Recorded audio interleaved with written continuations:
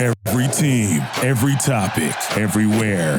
This is Believe. Hello and welcome to Hoosier Football Tailgate right here on the Believe Network. I am the coach, Shannon Griffith. Thank you for joining me.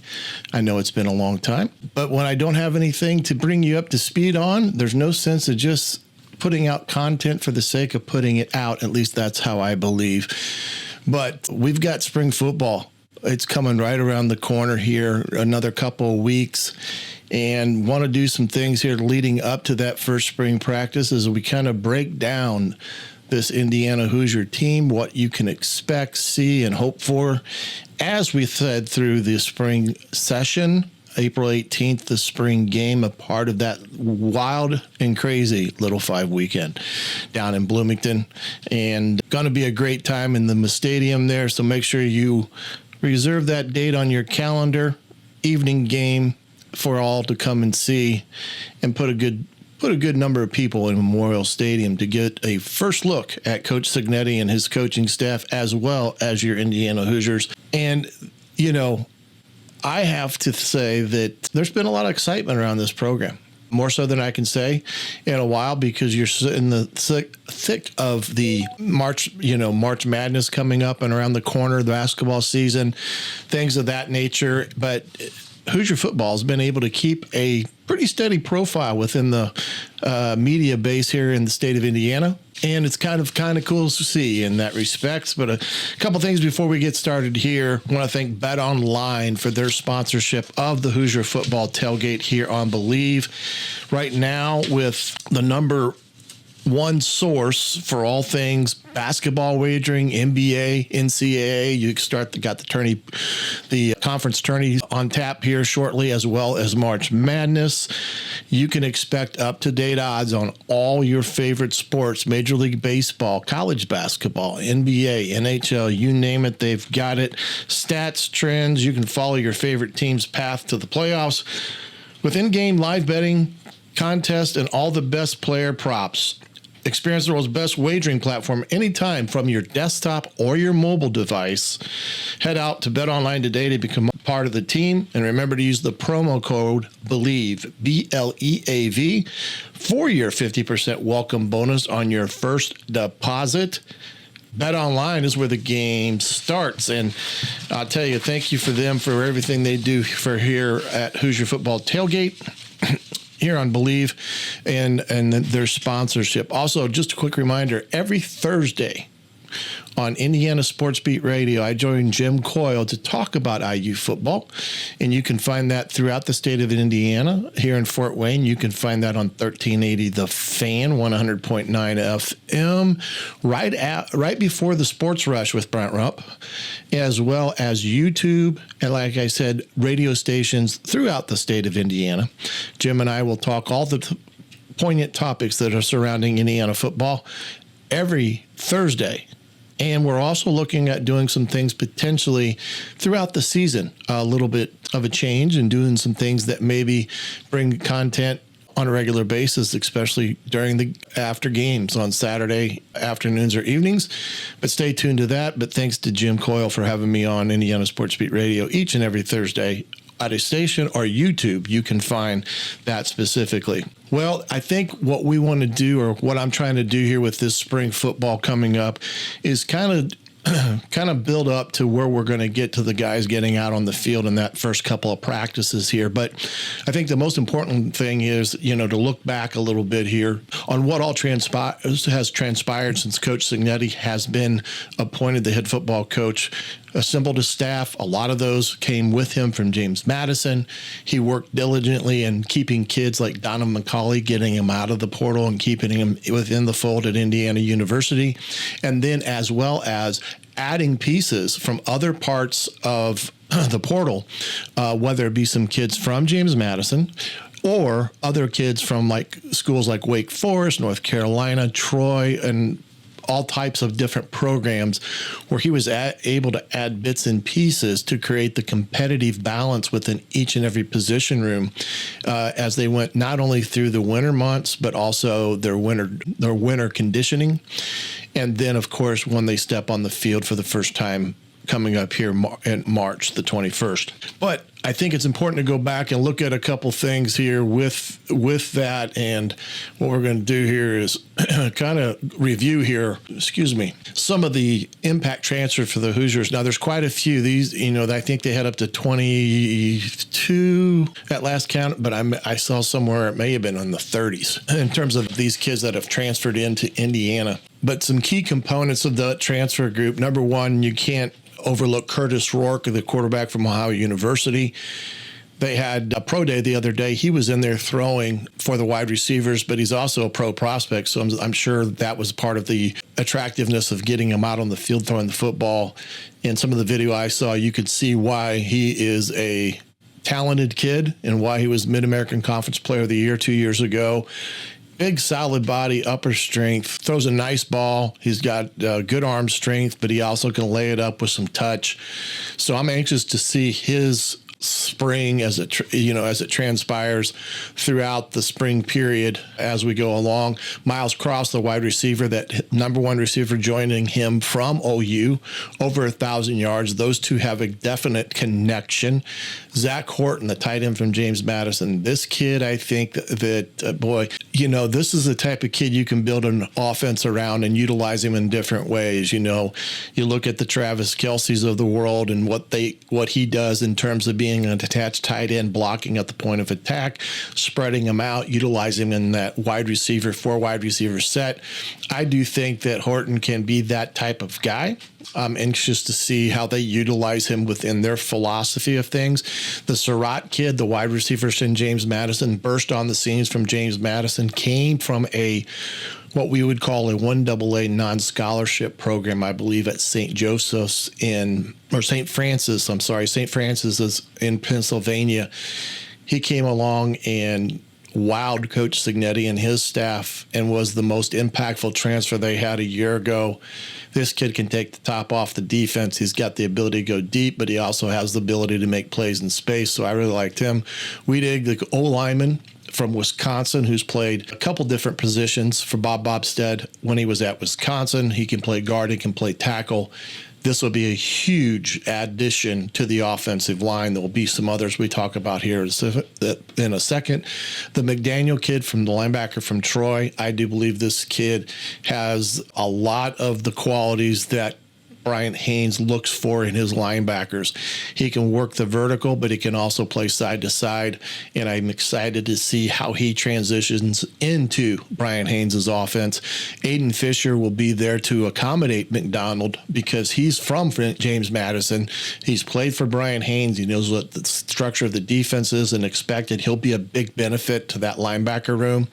Keyshawn Williams, the wide receiver from Wake Forest, another solid addition as well to the wide receiver room. You got Donovan McCauley, that's, the kid that we talk about quite a bit. Got him out of the portal, but now you're starting to build all these pieces around him, and it's going to be an exciting wide receiver room, and Keyshawn will add to that. Kamara, he's an edge player that came from James Madison. This kid can get after the quarterback. He's one of those linky outside linebackers. You can put him down, you can stand him up.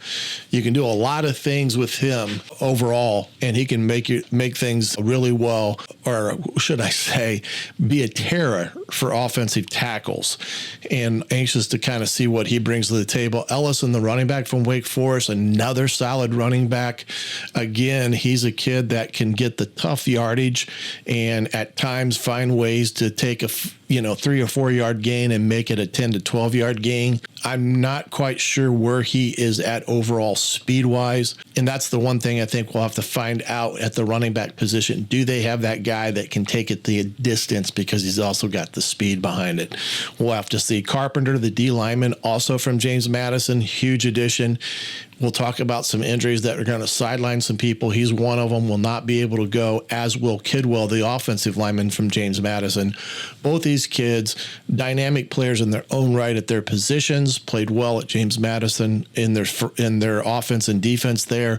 We'll see what we got with them. And, these are not all of them. These are some of the kids that, stuck out to me. But, like the Miles Price kid, I believe he's from Texas Tech. There are some other guys in there that could also make an impact because of the number of kids they brought into the program through the portal that Coach Signetti really recruited hard to look at some of the deficiencies that he saw in the roster, not only from those that are graduated, those had transferred on or in the portal and he didn't, that was fine. These are the type of kids that he identified that fit his mindset as a coach and their position coaches liked as in terms of players, and they were able to secure their commitment to Indiana out of the portal. Curtis, just go back to Curtis Rourke here. Had an early conversation with Curtis way back when he first came to Indiana. That interview's still up on YouTube. You can catch it there if you want to, as is the Bryant Haynes interview. You can find that on the Hoosier Football Tailgate X, formerly known as Twitter. I believe both of those are still up there. If not, you can go to the YouTube page and watch those interviews if you so choose. But anyway, Curtis Rourke, what made him an attractive fit for Indiana and Coach Signetti was the fact that he had a body of work that Coach Signetti liked in terms of how he played at OU, all the factors there, and he is a big proponent of quarterbacks that have a body of work. And he's going to be the only one in that quarterback room that's truly going to have a body of work.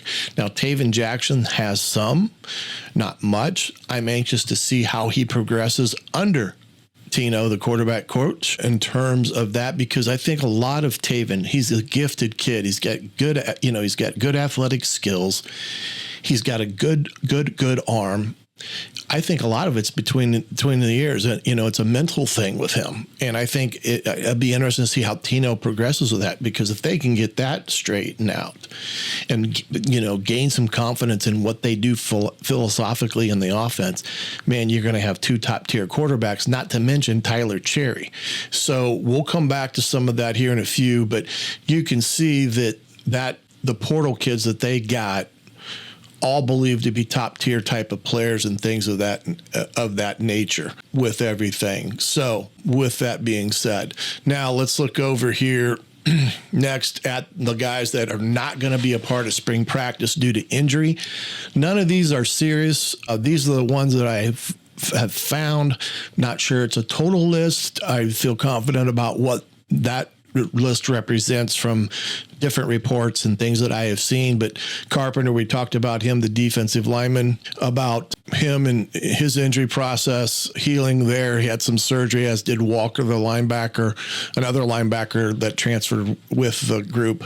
He had some injury issues. I think he's going to be a strong player as well. Carr was Indiana's one of the most productive D linemen for the Hoosiers last year. And Tom Allen actually commented towards the end of the year about how he thought this kid was going to be a superstar at Indiana and what he saw from him this past year. Snead, a defensive lineman, again, surgeries as Nick Kidwell. Now, these kids won't be able to participate in any of the spring practices per se, but they'll be actively involved. I expect Kidwell to be actively involved with the offensive line with Coach Bobstead, as Carpenter and Walker with the defense, because these guys provide a barometer of what to expect, and kids can utilize them in terms of their experience, not only with Coach Signetti, but some of the position coaches as it pertains to the expectations and stuff. So spring practice is an important facet of any program, and in reality, it's a good thing for the younger kids that maybe have not gotten the reps that you would expect them to receive, especially during the fall season when things are, gearing up for games and such. So when you go into the spring, you want everybody to participate.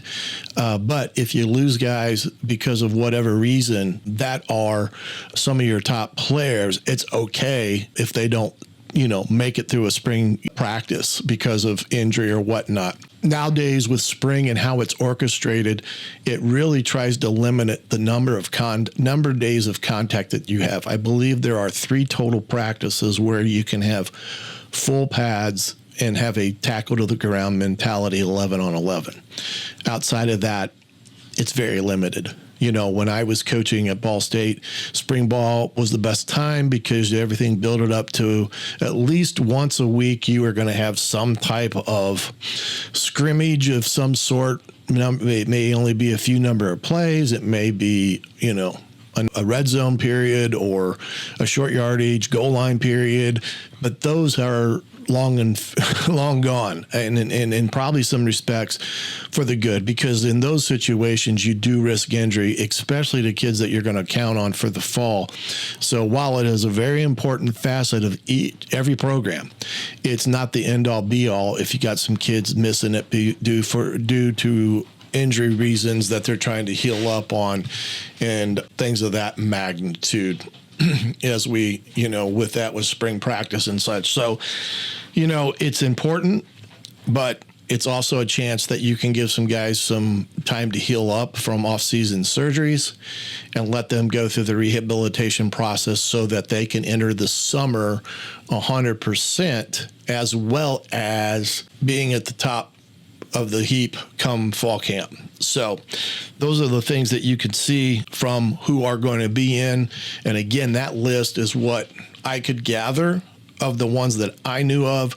There may be others. I'm not positive. We'll find out when they start practice and such with everything come the 21st of March.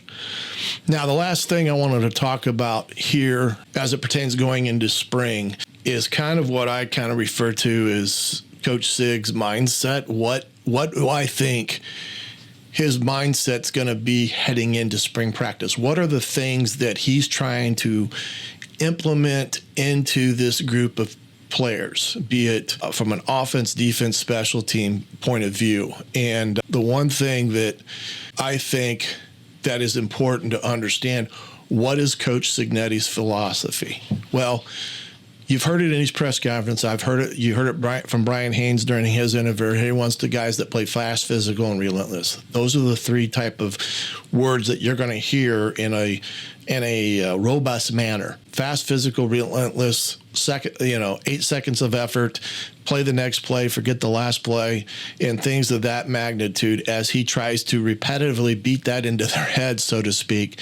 So it becomes a common theme to them that they know, I've got to play fast, I got to be physical, and I got to be relentless no matter what position I play or what that type of situation is. I play that way every single play, because every play is a microcosm of the total body of work in terms of number of plays per game.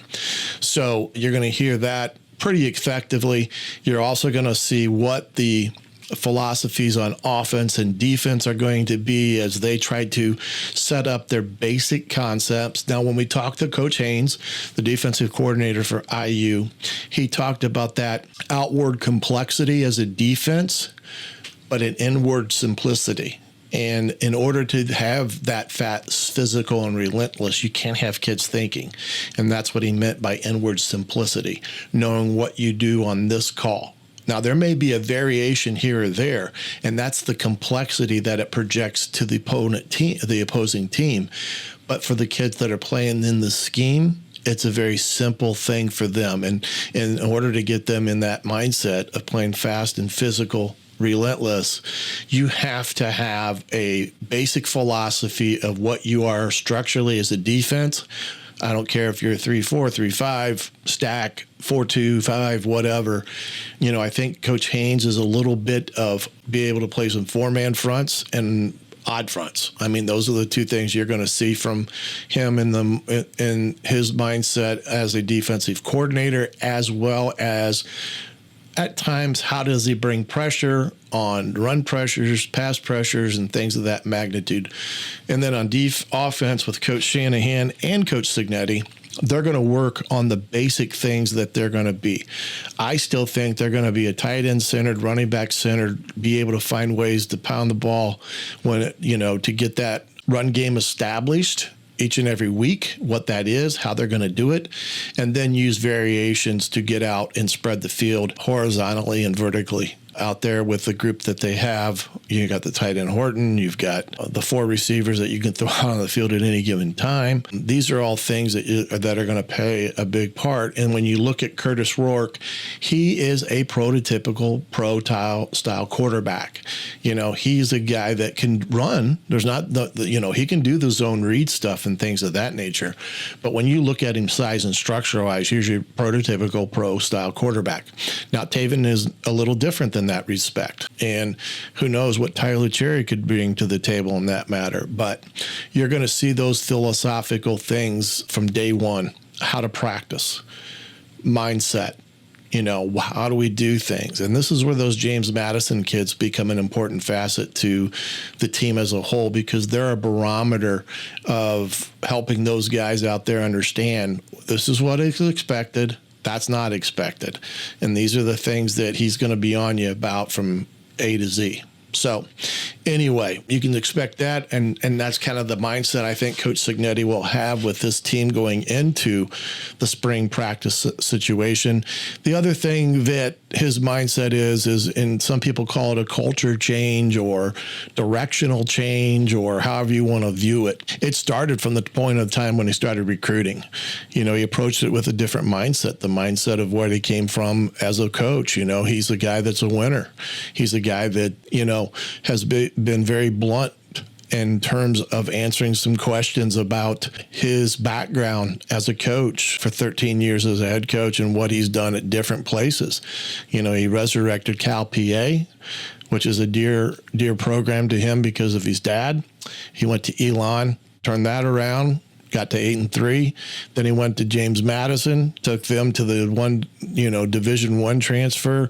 They were the darling football team of last year, ESPN College Game Day, and then all that success is leading him to get the opportunity that Scott Dawson has given him here at Indiana. But that's the culture change. And then we'll come back to the Google Me, because I think that's one of the poignant things from one of his press conference.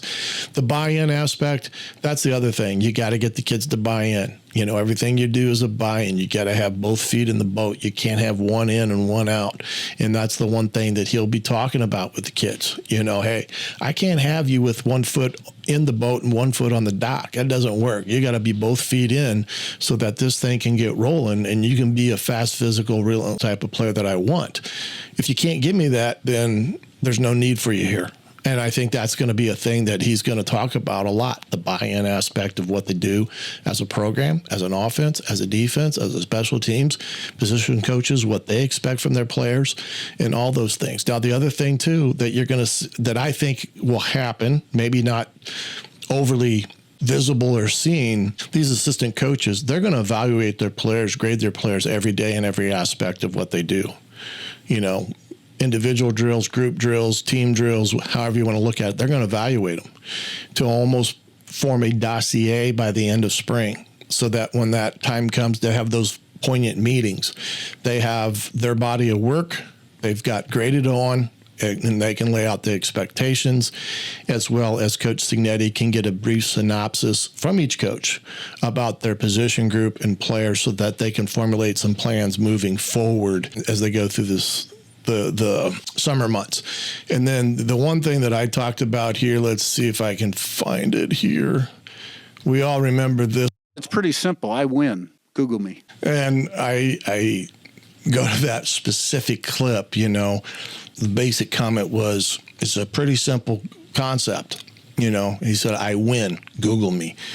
And some people look at that and say, man, that's a cocky response. That's a off the cuff response. But I liked how the people did the meme kind of with that, and the glasses and the big cigar. But that's the mindset that Coach Cignetti's coming with, and the buy-in that he's going to expect. Look, I win. You don't need to do anything but Google me. Okay? I win. And that's the mindset he's trying to put towards the kids and project outwardly into those recruits that are out there looking from the outside looking in. So as we do this, leading up to the start of spring practice, going to try to do some things that we break down more specifically rather than talking broadly about. That's kind of what I try to do today with some of these areas.